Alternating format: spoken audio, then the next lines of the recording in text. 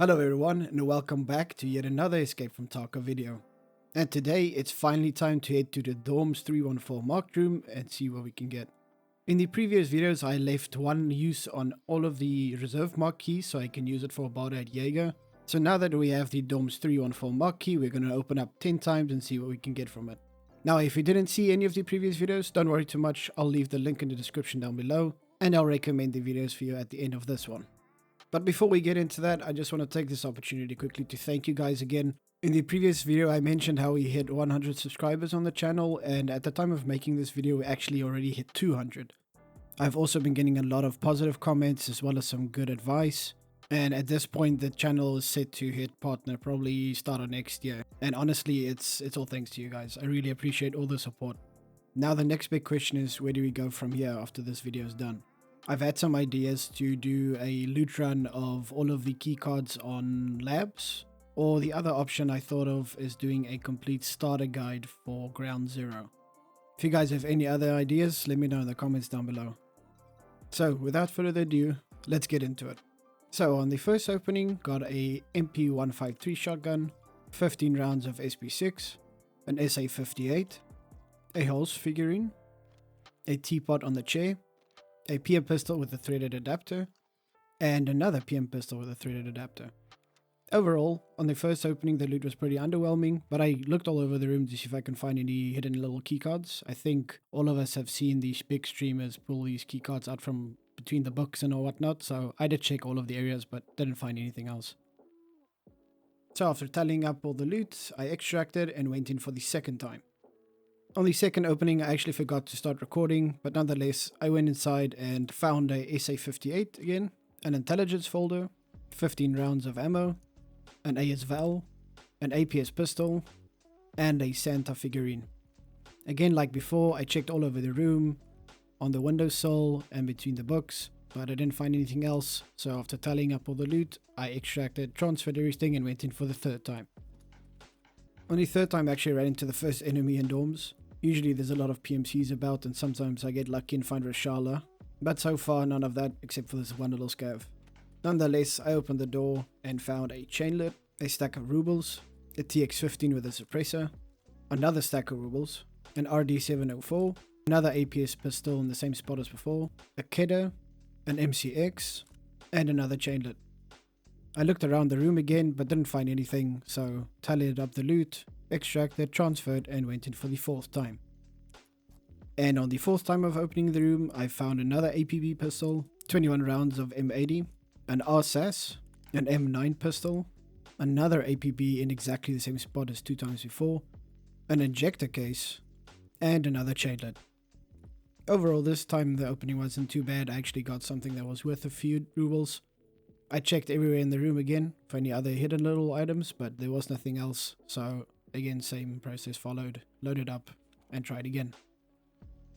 On the fifth time I ran into another little scav, but he didn't deter me much and I opened the room for the fifth time.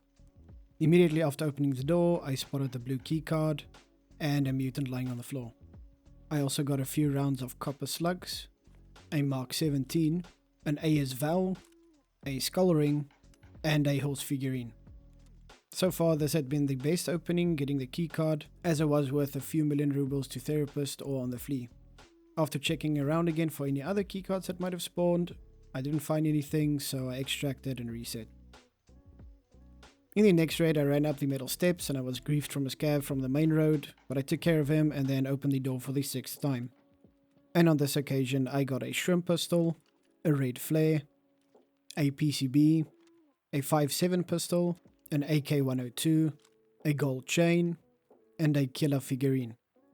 I checked around the room again, but didn't find anything else that was really interesting, so I extracted, transferred the loot, and headed it again. After I opened up the room for the seventh time, I found a gold chain, an SA58, a bear figurine, 25 rounds of M80, an STM9, and a 21WS keycard for interchange. I looked around the room again, but didn't find anything else interesting, so I tallied up the loot, extracted, transferred the loot, and went in again.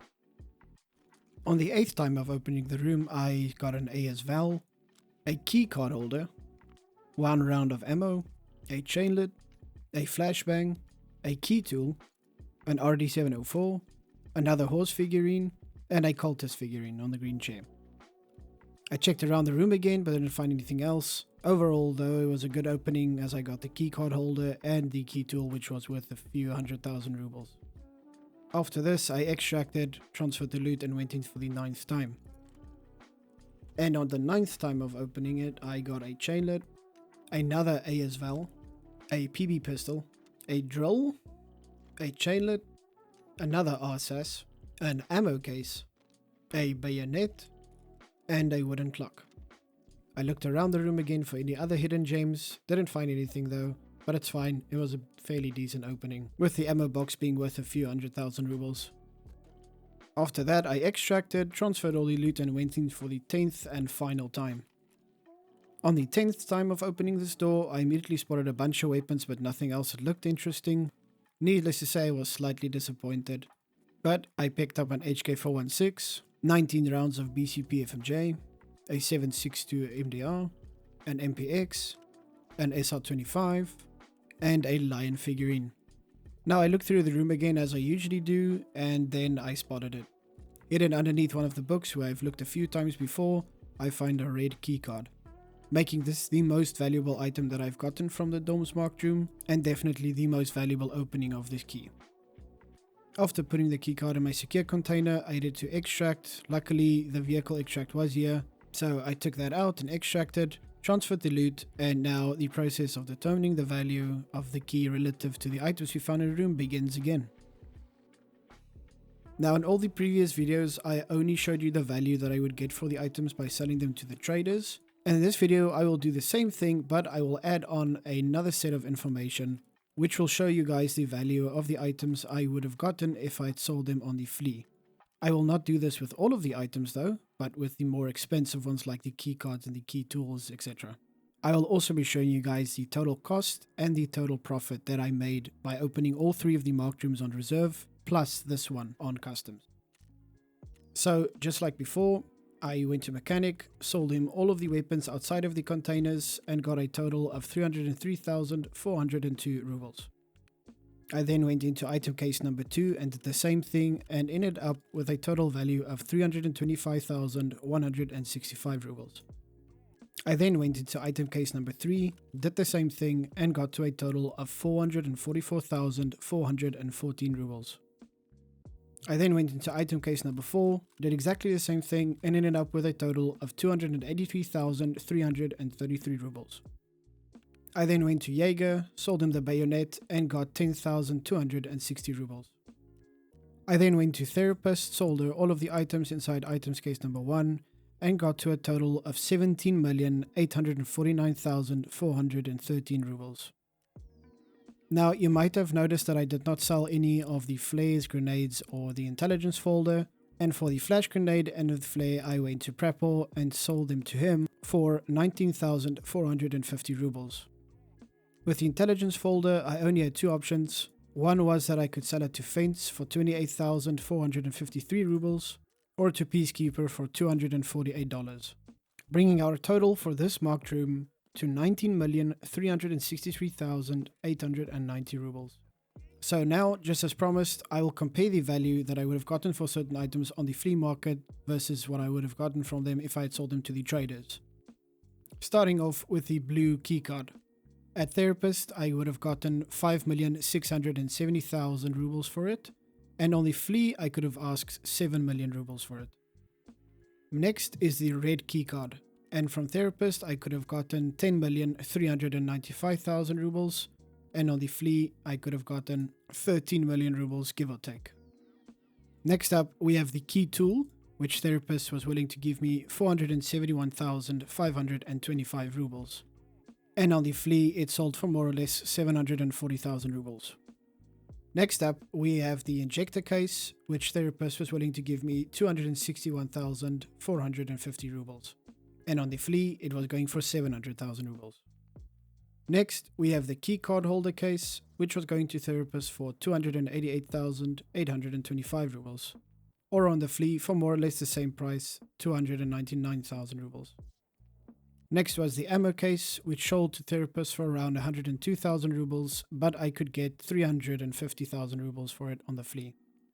The intelligence folder is the only one that really made sense to sell on the flea market, as Fence was only willing to give us 28,000 rubles, but on the flea market it was going for 450,000 rubles. And lastly, we have the 21WS key, which was going to therapists for 31,500 rubles and selling for more or less the same on the flea market. And now for the final conclusion of how much this key actually cost us and how much we got from it. Now, as I mentioned before, I left one use on each of the 3 keys on reserve, and I used that to barter for this key. So technically, this key did not cost us anything. But for the sake of accuracy, I will be including the cost of all the previous keys along with the profits, and also calculating the profit of this key and then giving you a big total. Please note though that this big total will not include any of the amounts that I would have gotten if I had sold anything on the flea market. So let's begin. The first key that we used on reserve was the RBVO, and it cost us 4.5 million rubles. Our net profit for that opening was negative 1,366,461 rubles. After that, we went to RBPKPM. We paid 4.5 million rubles for that key and ended up with a net profit of minus 2,133,914 rubles. Our third key was RBBK. We paid 11 million rubles for the key and ended up with a net profit of 4,103,104 rubles. So now for the big totals. If we added up all of the costs for the 3 keys that we eventually used to barter for the Dorms Markroom key, we get to a total of 20 million rubles in total. And out of that 20 million ruble cost, we ended up with 23,466,994 rubles. Meaning that our grand net profit is 3,466,994 rubles. Now I know what you guys are thinking, this is not a lot. Just remember, I sold everything to the traders. You'll probably get much more for the items selling them on the flea market. And realistically, you'd look at a total net profit of well over 5 million rubles. So definitely, in my opinion, do not do it the way I did it. Sell everything for the highest price you can get.